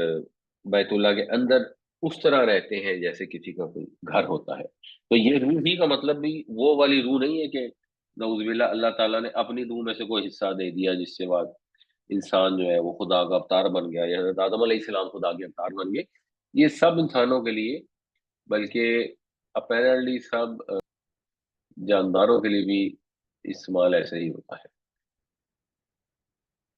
کہ اللہ نے اپنی طرف سے انہیں روح ڈالی۔ بہرحال حضرت آدم علیہ السلام کا ایک طرح سے یہ مقام بتایا جا رہا ہے کہ اس کے اندر میری خاص روح ہوگی میری طرف سے، یعنی اس کے اندر ایک شرف ہوگا، اس کے اندر ایک فضیلت ہوگی جس کی وجہ سے اس کو مسجود ملائک بنایا گیا، اور ہمارے لیے اس میں یہ لیسن ہے کہ یہ جو خاص اللہ کی طرف سے روح ہے یہ ایک نور یزدانی ہے جو انسان میں پھونکا گیا ہے، اب اس نور یزدانی کی اگر وہ حفاظت کرے گا تو وہ خدا سے جڑ جائے گا، اور اگر وہ اس کو ضائع کر دے گا تو پھر اندھیرا ہی اندھیرا ہے، اگر اپنی روح کو جو اس کو ودیت ہوئی ہے اگر اس کو حفاظت کرے، اس کی ترقی کرے، اس کی پالش کرے، تو وہ فرشتوں سے سجدہ کرنے آئے جانے کے قابل ہے، اور اگر وہ اس کو برباد کر دے تو وہ جانوروں سے بھی برا ہے، یہی حقیقت سورہ 3 میں آتی ہے، وَلَقَدْ خَلَقْنَا الْإِنسَانَ فِي أَحْسَنِ تَقْوِيمٍ ثُمَّ رَدَدْنَاهُ أَسْفَلَ سَافِلِينَ۔ ہم نے انسان کو بہترین ساخت میں پیدا کیا، پھر ہم اس کو پھیر دیتے ہیں گھٹیوں میں سے گھٹیا کی۔ تو اگر انسان اپنے روح کی حفاظت کر لیتا ہے، اپنے نفس کو پاکیزہ کر لیتا ہے، تو وہ بہترین مخلوق ہے، اس سے اوپر کوئی مخلوق نہیں۔ اور اگر اپنے نفس کو ضائع کر دیتا ہے، اس کو آلودہ کر دیتا ہے، تو پھر اس سے بری کوئی چیز نہیں۔ انسان کو اللہ تعالیٰ نے عقل بھی عطا فرمائی ہے اور ارادے کی صلاحیت بھی عطا فرمائی ہے۔ فرشتوں کے پاس عقل تو ہے، ان کو ارادہ نہیں دیا گیا، وہ غلط کام کرنے کی اتھارٹی نہیں دی گئی، اس لیے انسان ارادہ ہونے کے باوجود، آپشن ہونے کے باوجود، اختیار ہونے کے باوجود اگر صحیح کام کرتا ہے، غلط کی طرف نہیں جاتا، تو وہ فرشتوں سے اوپر ہو جاتا ہے لاجیکلی۔ اور جانوروں کے پاس اختیار تو ہے کچھ بھی کرنے کا، لیکن وہ عقل ہی نہیں ہے۔ تو اگر ایک جانور ہے، اس نے دیوار میں ٹکر مار دی، وہ کھائی میں کود گیا، کیونکہ اس کے پاس سینس نہیں ہے، اس کے پاس دماغ نہیں ہے، تو اس نے کچھ بھی کیا ہے، بس ٹھیک ہے، وہ جانور ہے۔ اگر ایک انسان جس کو اللہ تعالیٰ نے سمجھ بوجھ عقل شعور بخشا ہے، اب وہ کھائی میں کود جائے، وہ آ کے گھڑے میں چھلانگ لگا دے، تو وہ تو جانوروں سے بھی بدتر، پھر وہ اسفل سافلین بن جاتا ہے۔ اللہ تعالیٰ نے جو عقل دی ہے، اس کی قدر کرنی چاہیے۔ عقل والے ہیں تو زمین آسمان میں غور کر کے ہر وقت اللہ کو یاد کرنا چاہیے، اور جو اللہ تعالیٰ نے اختیار دیا ہے، اس اختیار کا استعمال بہت احتیاط سے کرنا چاہیے۔ یہ زندگی بہت چھوٹی ہے، اختیار بہت معمولی عارضی ہے، لیکن انسان جو ہے وہ تھوڑے سے اختیار کو اور اپنی چھوٹی سی زندگی کو فرعون کی طرح دیکھتا ہے، اور اپنے آپ کو خدا سمجھنا شروع کر دیتا ہے۔ جہاں پر جس انسان کا داؤ چلتا ہے، جہاں پہ اس کے پاس ذرا سی اتھارٹی ہے، وہ اگلے کو حقیر سمجھتا ہے، اس کے اندر تکبر پیدا ہو جاتا ہے، چاہے وہ ایک حکمران کو سلام کرنے والا کوئی پولیس والا ہو، جب اس کے سامنے کوئی غریب عوام آئے گی تو وہ اس کے سامنے فرعون بن جاتا ہے۔ وہ غریب عوام پولیس والے سے ڈنڈے کھا کر جب اپنے گھر جائے گی، تو اس کی بیوی یا اس کے بچے جو اس سے کمزور ہیں، تو وہ ان کے آگے فرعون بن جاتا ہے۔ یہ جو معمولی اختیار انسان کو ملتا ہے، اس کو پہچاننا اور اپنے آپے میں رہنا اور اپنی ابتدا کو یاد رکھنا کہ اللہ تعالیٰ نے سڑی ہوئی مٹی سے انسان کو پیدا کیا، اس کی کوئی حقیقت نہیں، اور جب وہ مر جائے گا تو بھی وہ گلی سڑی مٹی میں کنورٹ ہو جائے گا۔ جتنی مرضی محبت ہو کسی بھی انسان سے کسی کو، اگر اس کی قبر کشائی ہو کچھ عرصے کے بعد، تو وہاں کوئی کھڑا نہیں ہو سکتا، اتنی بدبو ہوتی۔ تو یہی انسان کی حقیقت ہے، اس کو سمجھنا چاہیے۔ جب تک اللہ تعالیٰ نے جسم کے اندر یہ روح رکھی ہے، اس کا شکر گزار ہونا چاہیے، اس کو یاد کرتے رہنا چاہیے، ہر ہر لمحہ یہ دیکھنا چاہیے کہ ہم جو عمل کر رہے ہیں وہ ہمارے رب کو پسند آئے گا یا نہیں۔ فَقَعُوا لَهُ سَاجِدِينَ، قعو جو ہے یہ وقع یقع سے ہے، واو قاف اور عین، اس کا مطلب ہوتا ہے کہیں واقعہ ہو جانا، کہیں گر پڑنا۔ تو وقوع جیسے ہوتا ہے جہاں پہ کچھ ہوا ہو، تو کہو تم گر پڑنا لہو اس کے لیے ساجدین سجدے میں۔ یہ ساجدین جو ہے یہ حال ہے، اس حال میں کہ تم سجدہ کر رہے ہو۔ تو یہ اللہ تعالیٰ نے فرشتوں کو حکم دیا، کیوں دیا؟ اس لیے دیا کیونکہ وہ اللہ ہے، وہ خالق کائنات ہے، وہ اپنی مرضی کا مالک ہے، وہ واحد ہے، وہ قہار ہے، وہ جو مرضی حکم دے سکتا ہے۔ اس نے فرشتوں کو یہ حکم دیا کہ تم اس کے آگے جھک جانا، سجدہ کر دینا۔ جب اللہ تعالیٰ خود حکم دے دے تو سجدہ کرنا فرق چیز ہے، جب اللہ تعالیٰ نے اجازت نہ دی ہو تو کسی کو سجدہ نہیں کیا جا سکتا سوائے اس کے۔ فَإِذَا سَوَّيْتُهُ وَنَفَخْتُ فِيهِ مِن رُوحِي فَقَعُوا لَهُ سَاجِدِينَ، پھر جب میں اس کو مکمل کر دوں اور اس میں اپنی روح میں سے پھونک لوں، تم اس کے لیے سجدے میں گر پڑنا۔ فَسَجَدَ الْمَلَائِكَةُ كُلُّهُمْ أَجْمَعُونَ، پھر سجدہ کیا اس کو فرشتوں نے، سب کے سب، سب نے تعمیل کی، اور اس وقت اتفاق سے ایک جن بھی وہاں موجود تھا جس کا نام ابلیس ہے، تو جب حکم دیا گیا سب کو تو وہ بھی اس حکم میں شامل تھا۔ مثال کے طور پہ اگر کوئی سیاسی لیڈر کبھی تقریر کرتا ہے، یا کوئی وزیر اعظم کبھی یوم آزادی پہ یہ کسی بھی موقع پر خطاب کرتا ہے، تو وہ کہتا ہے کہ اے میری قوم والو، کل تم سب کو چھٹی ہے۔ اب بیچ میں اگر کوئی امریکی بھی آیا ہوا ہے 2 دن کے لیے، تو یا یہاں پہ پڑھ رہا ہے کہیں یونیورسٹی میں، تو وہ اس کی قوم والا تو نہیں ہے، لیکن اس کو بھی چھٹی ہوتی ہے۔ یعنی جب مجمع کو خطاب کیا جاتا ہے تو اس میں کوئی 2 4 باہر کے لوگ بھی ہوں، تو وہ خطاب ان کے لیے بھی کنسیڈر ہوتا ہے۔ تو جب اللہ تعالیٰ نے حکم دیا کہ اے فرشتوں سجدہ کرو، تو یہ حکم ابلیس کے لیے بھی تھا، اور ابلیس جن تھا یہ قرآن شریف میں واضح طور پر بتا دیا، کانا من الجن، یہ قرآن میں واضح آیت موجود ہے، کیونکہ اس میں بھی لوگوں کو بے وجہ کی کنفیوژن ہو جاتی ہے کہ ابلیس بھی فرشتہ تھا یا کیا تھا۔ وہ واضح کر دیا کہ جن تھا، اور سب میں بیٹھتا تھا، اس کا اتنا رتبہ ہو گیا تھا، اتنی اس نے عبادت کی کہ فرشتوں کی مجلس میں اس کو اللہ تعالیٰ نے بیٹھنے کی اجازت فرمائی۔ پھر اس نے کیا تکبر اور ذلیل و خوار ہو گیا، اس کا نام ہی رجیم ہو گیا، راندہ درگاہ ہو گیا۔ ہم نے تو وہ عبادت بھی نہیں کی، ہمارے پلے تو کچھ ہے بھی نہیں، اور اس کے بعد جب ہمیں اپنے سے کوئی کمزور، اپنے سے کوئی غریب، اپنے سے کوئی حقیر محسوس ہوتا ہے اور ہم تکبر کرتے ہیں، سوچے ہمارا کیا ہوگا۔ اللہ کے نبی صلی اللہ علیہ وسلم نے فرمایا جس کے دل میں رائی برابر تکبر ہوگا، وہ جنت کی خوشبو کو بھی نہیں پا سکے گا۔ جنت جانا تو بڑی دور کی بات ہے، اور جنت کی خوشبو سینکڑوں میل کے فاصلے سے بھی آئے گی، اس کو خوشبو ہی نہیں ملے گی، اس کو جنت سے اتنا دور رکھا جائے گا۔ یہ ایسی چھوٹی چھوٹی چیزیں ہوتی ہیں جن کو ہم اہمیت ہی نہیں دیتے، ہم غور ہی نہیں کرتے، غیبتیں کرتے رہتے ہیں، لوگوں کے متعلق بات کرتے ہیں، وہ گھٹیا آدمی، وہ بیکار آدمی، وہ نلائق، وہ فلاں۔ اللہ تعالیٰ نے تکبر کے متعلق فرمایا کہ یہ میری چادر ہے، تو یہ ایک ایسی چیز ہے جو صرف اور صرف خالق کائنات کو روا ہے، اس کو جچتی ہے، اس کے لیے خوبصورت ہے۔ اس کے علاوہ کوئی ہستی دنیا میں اگر تکبر کرے تو وہ گھٹیا ترین ہستی، ہمیں اس کی سمجھ نہیں آتی، کیونکہ ہم اس پر غور نہیں کرتے، کیونکہ ہم اول تو قرآن پڑھتے ہی نہیں، پڑھتے ہیں تو صرف عربی پڑھ لیتے ہیں، عربی کے ساتھ اگر ترجمہ بھی پڑھ لیں تو کوشش یہ ہوتی ہے کہ جلدی جلدی قرآن ختم کر لیں، استفارہ کتنے ٹائم میں ختم کرتا ہوں اور قرآن کتنے دنوں میں ختم کرتا ہوں، کیونکہ ختم کرنے کا بڑا ثواب ہے۔ قرآن کو سمجھ کر پڑھنے کا اور عمل کرنے کا ثواب بھی ہے، اور ہمیشہ والے اعمال بھی ہے جو اس کے نتیجے میں ملے گا۔ تو یہ تکبر اتنی بری چیز ہے جس نے ابلیس کو جنت سے نکلوا دیا اور ذلیل و خوار کر دیا۔ ہم نے سوچا ہے کہ ہم اس سے کیسے بچ سکیں، اللہ ابلیس، سوائے ابلیس کے، ابا اس نے کی نافرمانی۔ ابا یا ابا کا مطلب ہوتا ہے نافرمانی کرنا، انکار کرنا، ذرا سختی سے انکار کرنا، پکا انکار کرنا، ان کے یکونا، وہ ہو جائے مع الساجدین، سجدہ کرنے والوں کے ساتھ۔ یہ اب ایک سٹائل ہے، خوبصورتی ہے اس کے اندر، ورنہ سیدھے سیدھے الفاظ بھی ہو سکتے تھے کہ اس نے سجدہ نہیں کیا، تو وہ الفاظ بھی آتے۔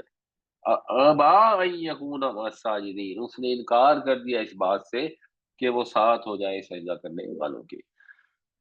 فسجد الملائکۃ کلهم اجمعون الا ابلیس ابا ان یکون مع الساجدین، پس سجدہ کیا سب کے سب فرشتوں نے سوائے ابلیس کے، جس نے نافرمانی کی، جس نے سجدہ کرنے والوں کا ساتھ دینے سے انکار کر دیا۔ قال یا ابلیس ما لک الا تکون مع الساجدین، یہ اللہ جو ہے یہ ان پلس لا ہے، فرمایا اے ابلیس، ما لکا، کیا ہے تجھے، لفظی ترجمہ ہے تیرے لیے کیا ہے، یعنی تیرا کیا معاملہ ہے، تیرا کیا پرابلم ہے، کیا ہوا ہے تجھے، اللہ تکونا، ان کے، لا تکونا، تو نہ ہوا، مع الساجدین، سجدہ کرنے والوں کے ساتھ۔ قال یا ابلیس ما لک الا تکون مع الساجدین، فرمایا اے ابلیس تجھے کیا ہوا ہے کہ تو نے سجدہ کرنے والوں کا ساتھ نہ دیا۔ کالا، اس نے کہا، لم اکن، میں نہیں ہوں گا، لی اسجودا، تاکہ میں سجدہ کروں، یعنی میں سجدہ کرنے والا نہیں بنوں گا. اسجدو میں سجدہ کرتا ہوں، لی اسجدہ کہ میں سجدہ کروں، لم اکن لی اسجدہ میں ایسا نہیں بننے والا کہ میں سجدہ کروں. یعنی میں تیار نہیں سجدہ کرنے کو، لی بشرن ایک ایسے انسان کو، خلقتہ خلقہ اس نے پیدا کیا، خلقتہ تو نے پیدا کیا، خلقتہ تو نے پیدا کیا اس کو، ایک ایسے انسان کو جس کو تو نے پیدا کیا، من صلصال من مسنون جس کو تو نے سڑے ہوئے گارے کی کھنکھناتی ہوئی مٹی سے پیدا کیا. میں تو آگ سے پیدا کیا گیا ہوں، وہ حقیر ہے، میں اس سے برتر ہوں. یہ وہ بنیادی جھگڑا ہے شیطان اور انسان کا، جس وجہ سے شیطان انسان کا دشمن ہے. یہ وہ بنیادی جھگڑا ہے جو شیطان انسان کے اندر بھی وسوسے ڈالتا ہے، اور انسان بھی اپنے آپ کو ہی سمجھتا ہے کہ میں تو فلاں قبیلے سے ہوں. اگر کوئی پٹھان ہے تو وہ اپنے آپ کو برتر سمجھتا ہے، کوئی بلوچ ہے تو وہ برتر سمجھتا ہے، کوئی سندھی ہے تو وہ سمجھتا ہے، کوئی انگریز ہے تو وہ اپنے آپ کو برتر سمجھتا ہے. بے شمار لوگ صرف اس وجہ سے کہ وہ بائی چانس کسی شیخ، کسی ملک، کسی مغل کے یہاں پیدا ہو گئے، سمجھتے ہیں ہم تو ہیں برتر، اور یہ کسی تیلی کے یہاں پیدا ہوا ہے یا فلانے کے یہاں پیدا ہوا ہے یا عیسائیوں کے یہاں پیدا ہوا ہے تو یہ ہے کمتر. یا دینی لحاظ سے بھی سمجھتے ہیں کہ ہم بائی چانس مسلمانوں کے گھر میں پیدا ہو گئے تو ہم تو ہو گئے برتر، اور وہ بائی چانس عیسائیوں کے، یہودیوں کے، ہندوؤں کے گھر میں پیدا ہو گیا تو وہ ہو گیا کمتر. اس سے تو کوئی برتر کمتر نہیں ہوتا. یہ تو اللہ کی مرضی ہے، اللہ نے ایک کو آگ سے بنا دیا، ایک کو مٹی سے بنا دیا. اس میں ان کی اپنی آپشن یا اپنی چوائس تو نہیں ہے. اس وجہ سے برتری ہو کیسے سکتی؟ جو تخلیق اللہ تعالیٰ نے فرمائی ہے وہ اس کی حکمت کے تحت ہے. اللہ ہی برتر ہے، اللہ ہی عالی ہے، اللہ ہی تعالی ہے، اور کوئی نہیں ہے. اپنے آپ کو غور کرنا چاہیے، انسان کو غور کرنا چاہیے کہ ہاں میں سڑے ہوئے گالے کی کھنکھراتی ہوئی مٹی سے بنایا ہوں، بس میری یہی حقیقت ہے، اور میں نے مٹی میں مل کر پھر بدبودار مٹی بن جانا ہے، میری یہی حقیقت ہے. تو اس چیز کو اگر یاد رکھیں تو انسان بچ سکتا ہے، ورنہ ہر انسان کے اندر ایک فرعون اور ایک ابلیس چھپا ہوا ہے جو ہر چوتھے منٹ باہر نکلا ہوتا ہے. قال لم اكن اسجد لبشر خلقته من صلصال من حمأ مسنون. اس نے کہا میں نہیں ہو سکتا سجدہ کرنے والا کسی ایسے انسان کو جس کے تو نے سڑے ہوئے گارے کی کھنکھناتی ہوئی مٹی سے پیدا کیا. قال فخرج فرمایا پھر نکل جا، منہا اس میں سے، یعنی جس بھی وہ مقام پر تھا، جس بھی جگہ پر تھا، کہ فرمایا کہ یہاں سے نکل جا. فإنک رجیم بے شک تو مردود ہوا. رجم کا مطلب ہوتا ہے ویسے پتھر مارنا، تو رجیم جو ہے فعیل کے وزن پر مفعول ہے، جس کو پتھر مارے گئے، جس کو دھتکارا گیا، جو مردود ہے، جو راندہ درگاہ ہے. تو یہاں سے نکل جا تو راندہ درگاہ ہے. وَإِنَّ عَلَيْكَ اللَّعْنَةَ اور بے شک تیرے اوپر لعنت ہے، إِلَىٰ يَوْمِ الدِّينِ قیامت کے دن تک کے لیے، حساب کتاب کے دن تک کے لیے تیرے اوپر لعنت ہے، مسلط ہی رہے گی، تو ملعون ہی رہے گا.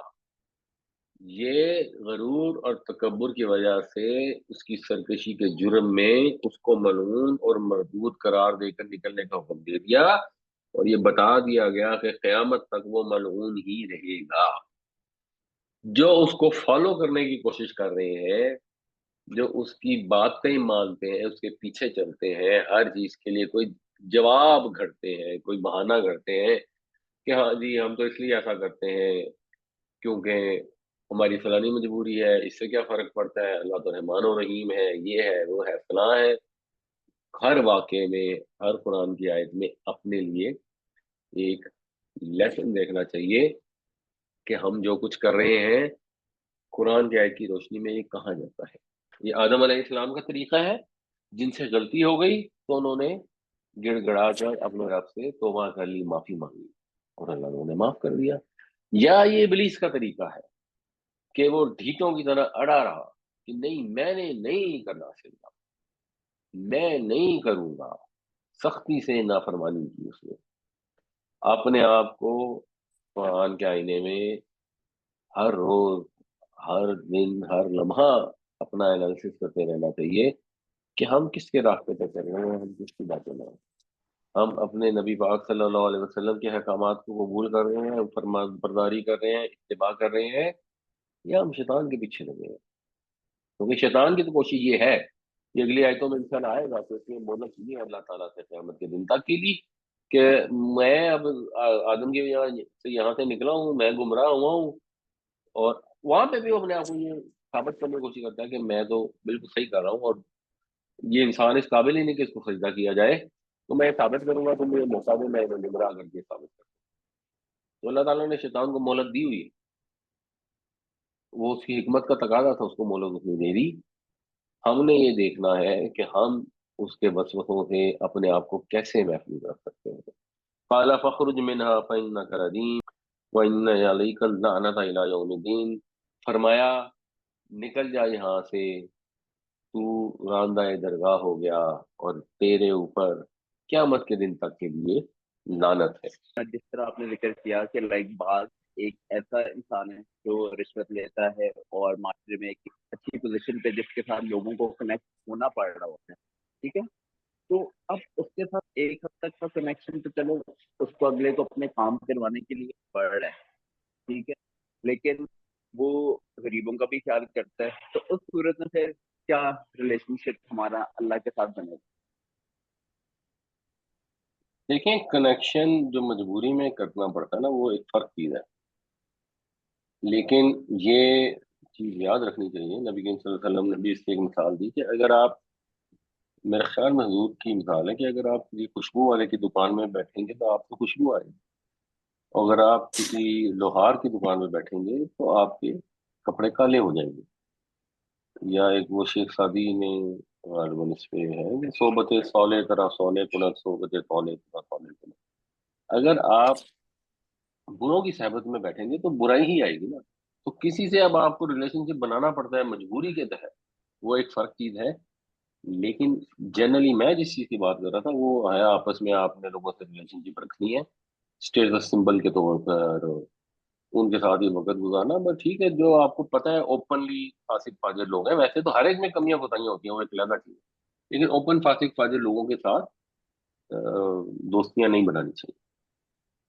مطلب یہ جس طرح ڈسکرپشن بتائی گئی ہے کہ انسان کی تبدیلی جو ہوئی ہے گلے سے گارے سے ہوئی ہے، تو کیا یہ ڈاروین کی تھیوری کا نفی نہیں ہو جاتا اس سے کہ انسان بالکل اسٹینڈ الون بیسس پہ پیدا کیا گیا؟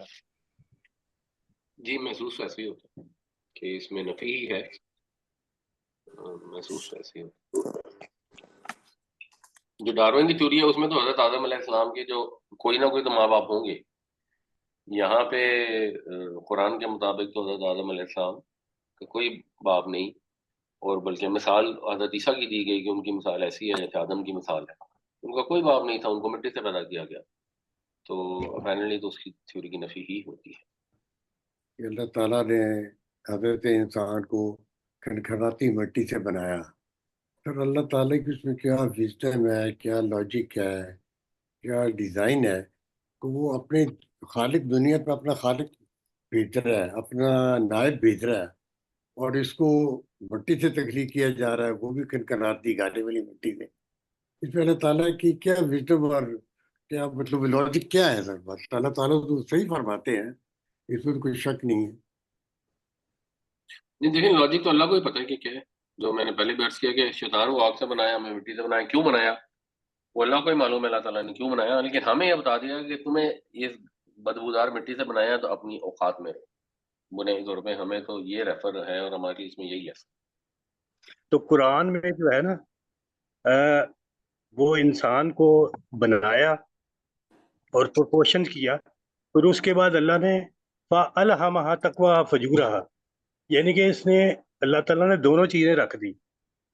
اب انسان جو ہے ہم نے اپنے نفس کو قد افلح زکاہا، یعنی کہ نفس کو صاف پاک کرنا ہے تاکہ ہمارا لنک اللہ سے بن سکے۔ شیاطین تو جو ہے نا، جیسے شیطان زہر جنوں میں سے تھا، تو جنوں کو تو حضرت سلیمان علیہ السلام کے تابع کر دیا جب تک حضرت سلیمان علیہ السلام موجود تھے۔ تو ایک شیطان ظاہر ہے یہ بھی جنوں میں سے تھا، تو یہ حضرت سلیمان علیہ السلام کو تسلط میں نہیں آتا تھا؟ نہیں، حضرت سلیمان علیہ السلام کے تابع جن تھے، کئی مطلب نہیں کہ دنیا کے تمام جن ان کے تابع تھے۔ نہیں دیکھیں جی، ہوا بھی تو دیکھو نا جی، پوری کائنات میں تھی، تو ہوا حضرت سلیمان علیہ السلام کے تابع تھی نا جی، تو مطلب اس طرح سے تو اس وقت تو یہی لگتا تھا اپیرنٹلی کہ وہ جتنی یہ جن چیزوں پر تسلط دیا تھا تو سب ہی حضرت سلیمان علیہ السلام کے تابع، ظاہراً عقل تو یہی مانتی ہے۔ نہیں، میں آپ کو مثال دیتا ہوں، جانور کے اندر بھی بتایا گیا کہ جانور بھی حکم مانتے تھے، آگے اوپریں لگتی تھیں اور آ کے کھڑے ہوتے تھے، پرندوں کی کتاریں اور فلانے کی کتاریں، اور سلمان علیہ السلام معائنہ بھی کرتے تھے۔ اس کا یہ مطلب نہیں کہ سب جانور ہی ایسے تھے، جیسے مثال کے طور پہ جو چونٹیاں ہیں، تو جب حضرت سلیمان علیہ السلام کا لشکر وہاں سے گزرا تو وہ چونٹیاں بھاگنے لگیں کہ وہ سلیمان کا لشکر آ رہا ہے، بچاؤ بچاؤ، اپنے آپ کو بچا لو، اور حضرت سلیمان نے ان کی بات سن لی اور آپ مسکرائے۔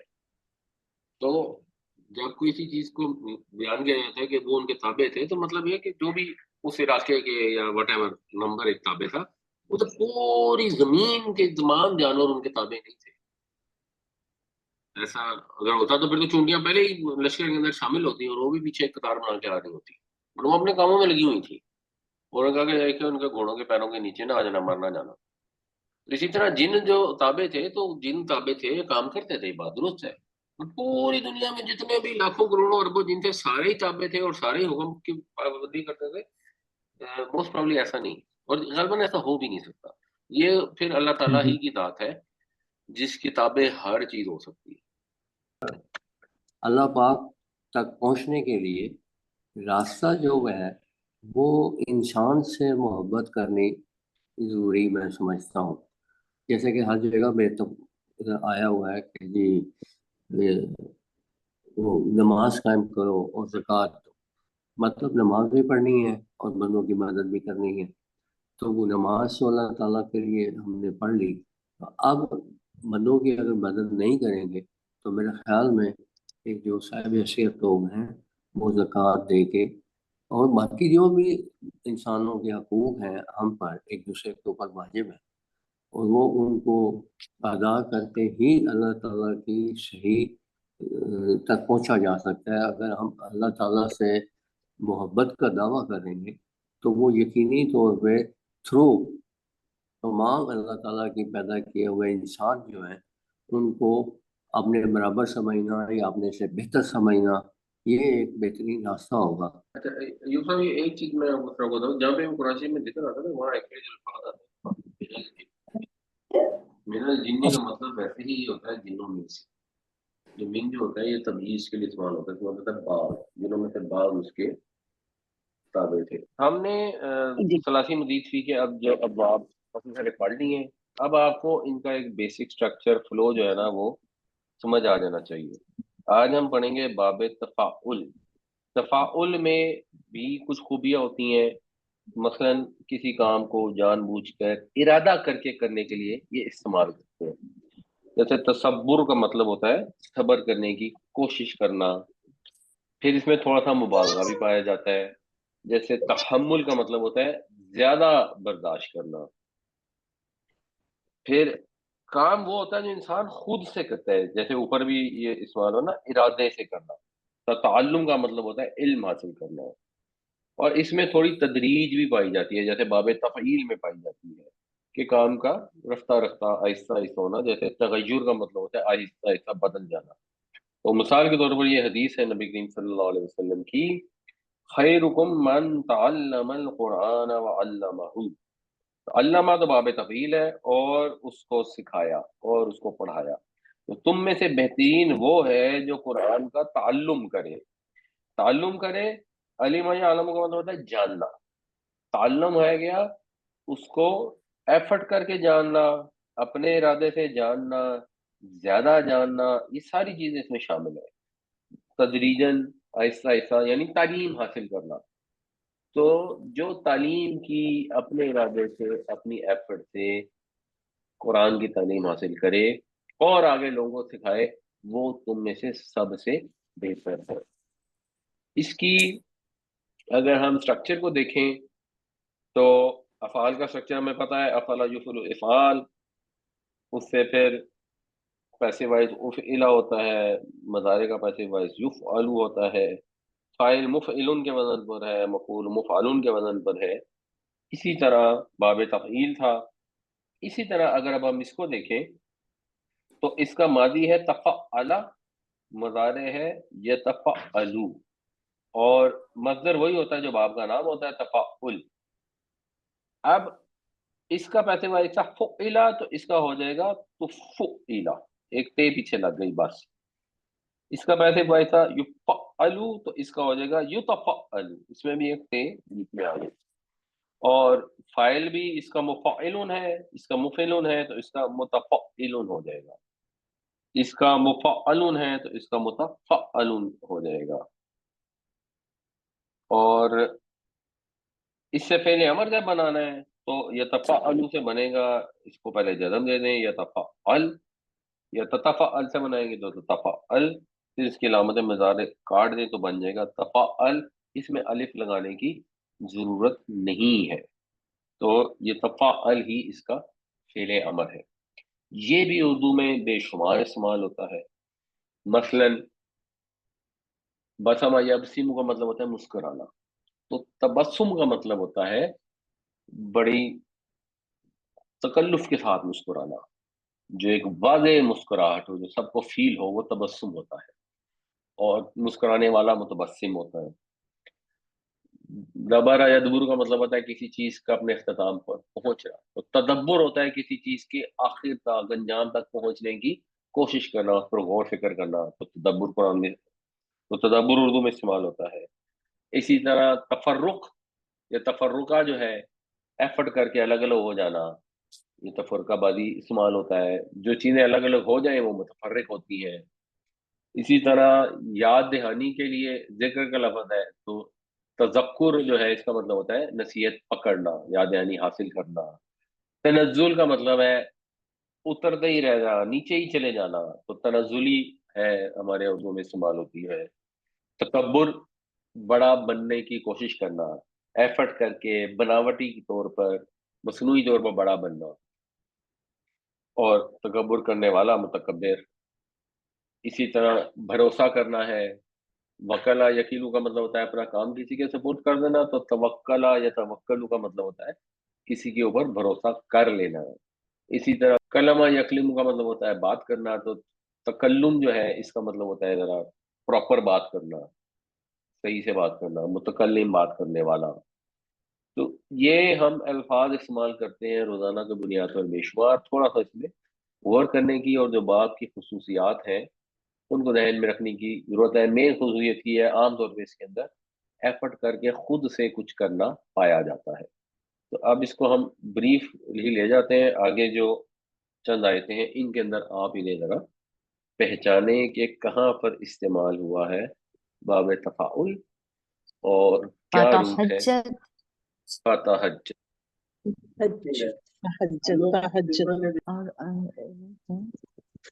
ها جيم جيم ماذا؟ ها جيم دال अच्छा हाँ जीम हाँ हाजिम जीम दाल। दाल हाजिम दाल के दोनों मतलब होते हैं, नींद में सोना भी होता है और नींद से जागना भी होता है। तो इसका मसदर क्या बनेगा? माजी تهجد तहज्जुद। मसदर बन गया तहज्जदा तहज्जुद। isn't नहीं, it? मसदर बना ना तहज्जुद। अच्छा मसदर जी जी जी जी। तो ओके सॉरी तहज्जुद का मतलब है एफर्ट करके नींद से जागना, उठना, ये होता है तहज्जुद। नींद इसलिए से तहज्जुद के बेदार अंदर ये होना। शामिल होता है कि तहज्जुद की नमाज आप पढ़ते हैं जब आप नींद से जागते हैं। अच्छा, मादी आपने बता दिया तहज्जुदा, मज़ारे क्या होगा? यतहज्जदु यतहज्जदु यतहज्जदु। बिल्कुल ठीक। इसके अंदर बताइए। तब तबर्रुजा मुतहज्जदु नहीं, पहले इसमें लफ्ज बताएं क्या इस्तेमाल हुआ। मफूल की बात हो रही है। नहीं नहीं, इसमें लफ्ज क्या इस्तेमाल हुआ है? ये जो तबर्रुज अगली आयत आ रही है वकरना फी बुयूतिकुन्ना, इसमें कौन सा वो यूज ये हुआ है? तबर्रुजा तबरज तबर्रजना। तबर्रज ठीक है, तबर्रजना। ٹھیک ہو گیا. اس کا روٹ بتائیں کیا ہے؟ 12 جا بے رے بے اور رے جیم. جیم. ٹھیک ہو گیا. جس سے برج بھی ہوتا ہے. اس کا مطلب ہوتا ہے نمایاں ہونا. تو اس کا مضارع کیا بنے گا؟ يتربج يتربج یتا يتربج نہیں. نہیں.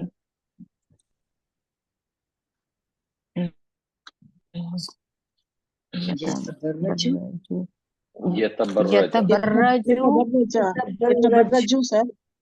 يتبرج یتبرجو. یتبرجو. يس يتبرج یتبرج. یتبر. اور فائل کیا ہوگا؟ متبرج بالکل صحیح. متبرجن. متبرج متبرج. اس میں بتائیں جی. فتیمم. فتيمم فتیممو. بالکل صحیح. اس کا روٹ کیا ہے؟ یہ میم میم. ارادہ ہاں. یہ میم میم. یا یہ میم یما یا یمو کا مطلب ہوتا ہے کسی چیز کو پانی میں ڈالنا. تو تیمم کا مطلب ہو جاتا ہے پانی کا ارادہ کرنا یا کسی بھی چیز کا ارادہ کرنا. اچھا اس میں ماضی کیا ہوگا؟ تیمم تجمم. تیمم. تیمم اگر ماضی ہوگا سنگولر تو پلورل کیا ہوگا؟ يتأيم تیمم يتيمم يتيمم نہیں ماضی تھا تیمم.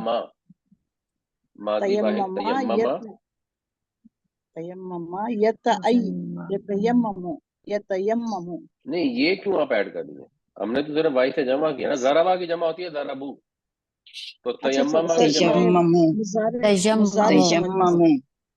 تیممو. تو اس میں آپ نے یہ ایک چیز غور کرنے والی ہے. یہ بعض اوقات اس سے مشکل بھی ہو جاتی ہے. یہ تو اس کی ماضی بنے گی تیممو. اور اگر آپ اوپر دیکھیں تو یہاں پہ بھی یہ لکھا ہوا ہے تیممو. تو تیممو کا مطلب ہو گیا اس نے تیمم کیا. تیممو کا مطلب ہو گیا وہ سب تیمم کرتے تھے. یہاں پر تیممو کا کیا مطلب ہو؟ مطلب پاکی حاصل کرنے کے لیے. نہیں لفظی ترجمہ کیا ہے اس کا؟ تیممو دھونا سر پاکی حاصل کرنا. بس وہ تیمم کرتے تھے. اس کا مطلب ہے ارادہ. جی مس شاہد صاحب آپ کرنا کہہ رہے ہیں. مس کرنا بس وہ تیمم تیمم کرتے نہیں اچھا پس تیمم کرو. فلم تجدو ماءً پس اگر تم پانی نہ پاؤ. فتیممو پس ارادہ کرو صعیداً طیباً پاک مٹی کا. تو یہاں پہ فتیممو کا مطلب ہے فعل امر ہے. پس تم ارادہ کرو. یہ جو ہم نے تیممو لکھا تھا اس کا مطلب تھا انہوں نے ارادہ کیا. تو اس باب کے اندر جب فعل امر آئے گا نا پلورل کا اور جو ماضی آئے گا پلورل کا وہ دونوں سیم ہو جاتے ہیں. تو اس سے کنفیوژن ہو سکتی ہے. یہ صرف آپ کو میں پوائنٹ بتانا چاہتا ہوں.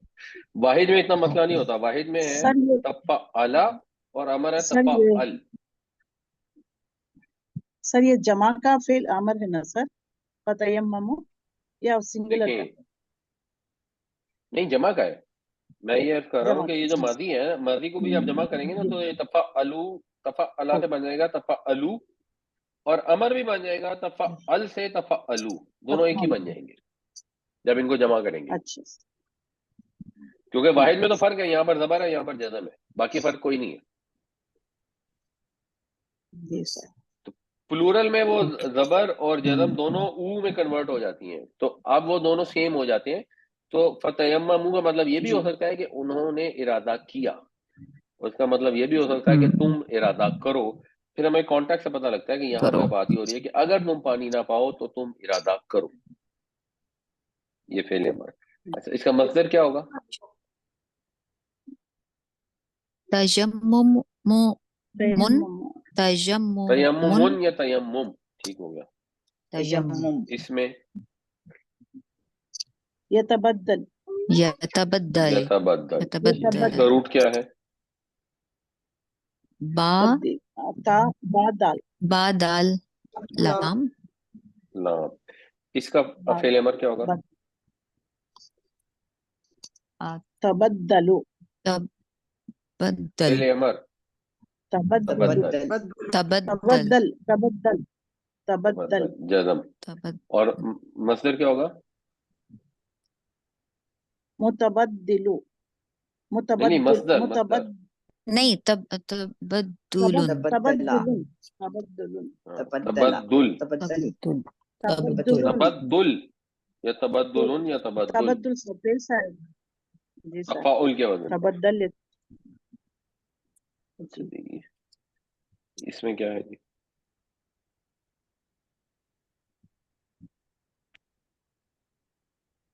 तजस्सुसु तजस्ससु तजस्सुस, बिल्कुल ठीक। तजस्ससु इसमें रूट क्या है? Gym scene scene scene Jassa ये जिस जीम सीन और सीन। तो इसके माने क्या होंगे? खोज करना, खोज में लगे तजस्सुस रहना, खोज तजस्सुस करना, तजस्सुस तो में करना। लगे रहना। हाँ, जस्सा या जस्सु मतलब होता है किसी चीज को चेक करना, किसी चीज को जैसे नफ्स को हाथ लगाकर कैफियत मालूम करना, फिर तजस्सुस हो जाता है जिसके अंदर तकल्लुफ शामिल हो जाता है। एफर्ट करके तकल्लुफ करके किसी की टो लगाना, बिल्कुल सही। मज़ारे क्या होगा? यतजस्ससु ये तजस्सुस। यतजस्सस और मसदर क्या होगा? तदज्जस तदज्जुस तजस्सुस तजस्सुस, बिल्कुल तजस्सुस सही। या तजस्सुस उर्दू में जो इस्तेमाल होता है। जी जी और ये आखिरी है जी, तजस्सुस इसमें क्या है? तजद्दुदु तज़व्वदु तज़व्वदु तज़व्वदु तज़व्वदु, ठीक। तज़व्वदु इसका रूट क्या है? जा जाल वाव दाल ताल लाल वाव दाल। ज़व्वदा दादा यजूदू का मतलब होता है सफर का खर्च इकट्ठा करना, मुहैया करना। तो तज़व्वदा या तज़व्वदू का मतलब हो गया सफर खर्च साथ रखना। तो मज़ारे क्या बनेगा इसका? यतज़व्वदु यतज़व्वदु यतज़व्वदु। और फेल अमर क्या बनेगा? तज़व्वदु तज़व्वद तज़व्वद तज़व्वद तज़व्वद। और मस्दर क्या तज़व्वद बनेगा?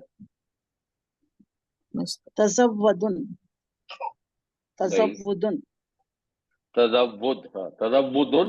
आखिर में जज़म तज़व्वुदुन कर करिए ना, पढ़ना आसान हो जाता है। तज़व्वुद इसम के अंदर तज़व्वुद तज़व्वुद बाबे तफाउल से तज़व्वुद। तो तज़व्वुद होता है सफर खर्च को साथ रखना, एफर्ट करके सफर का खर्च साथ लेके जाना। अल्लाह ताला हमें कुरान पढ़ने, समझने, उस पर अमल करने की तौफीक अता फरमाए। आमीन या रब्बल आलमीन।